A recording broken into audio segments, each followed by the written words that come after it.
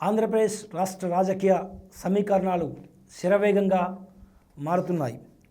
YCP అధినేత జగన్మోహన్ రెడ్డి ఇప్పటికే శస్త్రాలను సిద్ధం చేసుకుంటున్నారు. 2029 ఎన్నికలే లక్ష్యంగా ఆయన పావులు కదుపుతున్నారు.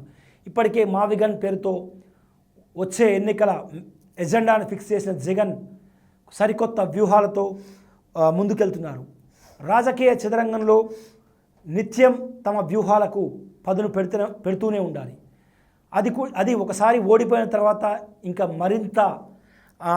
మరింత కొత్త వ్యూహాలకు పదును పెడుతూ అధికార పక్షాన్ని డిఫెన్స్లో పడేస్తూ ముందుకు వెళ్ళాలన్నది రాజకీయ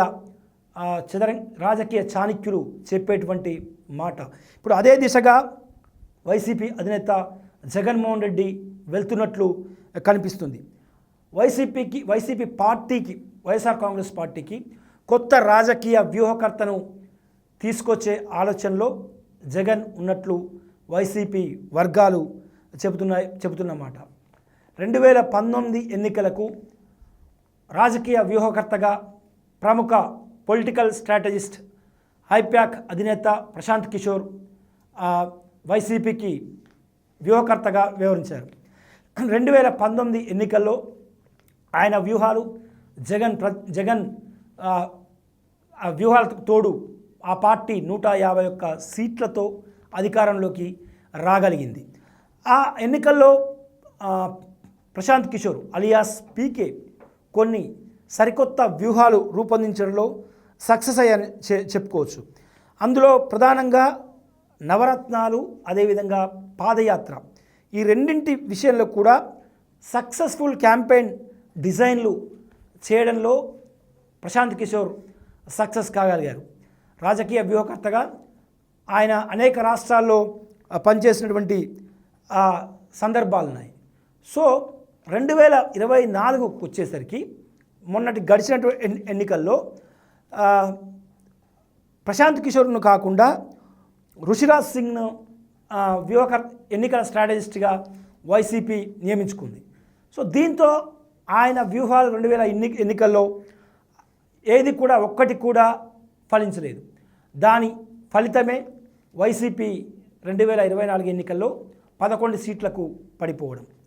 ఇక ఋషిరాజ్ సింగ్ అమలుపరిచిన వ్యూహాలు ముఖ్యంగా వై నాట్ 175 అనే నినాదంతో పాటు వాలంటీర్లకు సంబంధించి వ్యవస్థ, ఈ రెండు కూడా ఆయన తీసుకున్నటువంటి వ్యూహాలు.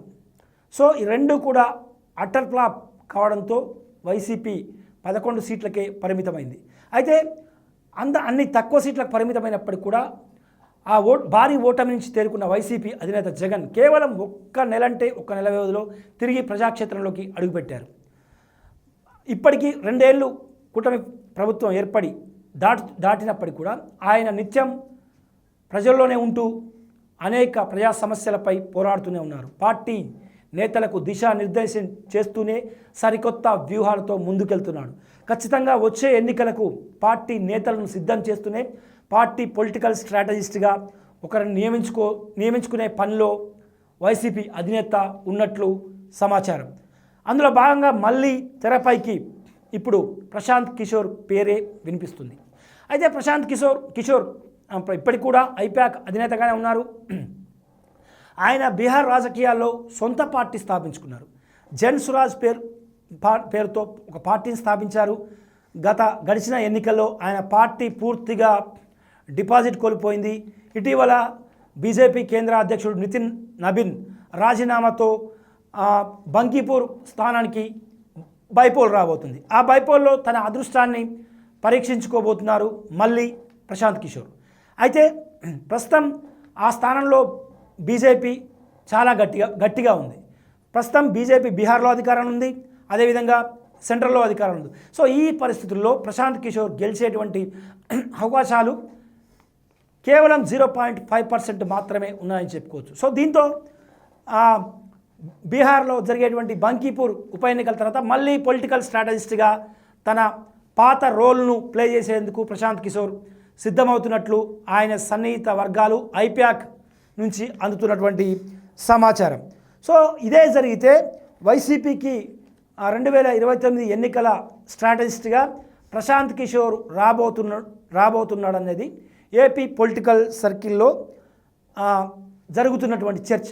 ఒకవేళ ప్రశాంత్ కిషోర్ కనుక వస్తే ఎటువంటి కొత్త అస్త్రాలను సిద్ధం చేస్తారన్నది కూడా ఆసక్తికరంగా మారినటువంటి పరిస్థితి. సోషల్ మీడియా మేనేజ్మెంట్లో, అదేవిధంగా అభ్యర్థుల ఎంపిక వరకు, అభ్యర్థుల ఎంపిక నుంచి వారి ఎన్నికల క్యాంపెయినింగ్ వర్క్ కూడా పీకే మార్క్ మళ్ళీ కనిపిస్తుందా అన్న చర్చ కూడా ఇటు వైసీపీలో అటు ఏపీ పొలిటికల్ సర్కిల్లో కూడా మొదలైంది అని చెప్పుకోవచ్చు. అయితే గతంలో ఐపాక్తో టీంతో తెగదెంపులు చేసుకున్న వైసీపీ ఇప్పుడు మళ్ళీ పీకేను తీసుకుంటుందా అన్న చర్చ మరోవైపు కూడా సాగుతున్నటువంటి పరిస్థితి. ఎందుకంటే దాదాపు 5 ఏళ్ల పాటు పీకేను దూరం పెట్టారు వైసీపీ అధినేత జగన్. ఆయన మొన్నటి ఎన్నికలకు ముందు 2024 ఎన్నికల ముందు ఒక మీడియా సంస్థకు సరిగ్గా ఎలక్షన్స్కు ఒక రోజు ముందు, ఇక పోలింగ్కు ఒక రోజు ముందు ఆయన ఒక మీడియా సంస్థకు ఇంటర్వ్యూ ఇచ్చారు. ఆ ఇంటర్వ్యూలో కొంత జగన్పై, కొంత కాదు సీరియస్గా జగన్ ప్రభుత్వంపై వ్యతిరేకతను వ్యక్తం చేస్తూ ఆ ఇంటర్వ్యూలో ఉన్నటువంటి సారాంశం. సో దీంతో మరి 5 ఏళ్ల పాటు దూరం పెట్టినటువంటి ప్రశాంత్ కిషోర్ను మళ్ళీ రాజకీయ స్ట్రాటజిస్ట్గా జగన్ తీసుకొచ్చుకుంటారా లేదా అన్నది కూడా $1 మిలియన్ ప్రశ్నగా మారింది. ఎందుకంటే ఒకవేళ పీకేని తీసుకొచ్చేటువంటి ఆలోచన కనుక ఉంటే, ఎందుకంటే ఇప్పటికే వైసీపీకి పూర్తి సమాచారం అందేది. కానీ బహిరంగంగా వైసీపీ నేతలు ఎవరు పీకే పొలిటికల్ స్ట్రాటజిస్ట్గా వస్తున్నారు వైసీపీకి అని చెప్పి బహిరంగంగా చెప్పలేని పరిస్థితి. మరి పీకేని పొలిటికల్ స్ట్రాటజిస్ట్గా వైసీపీకి నియమిస్తారా, లేదంటే జగన్ 2014లో జరిగినట్టుగా ఒంటరి పోరాటమే చేస్తారా అన్నది కూడా రానున్న రోజుల్లో స్పష్టత రానుంది.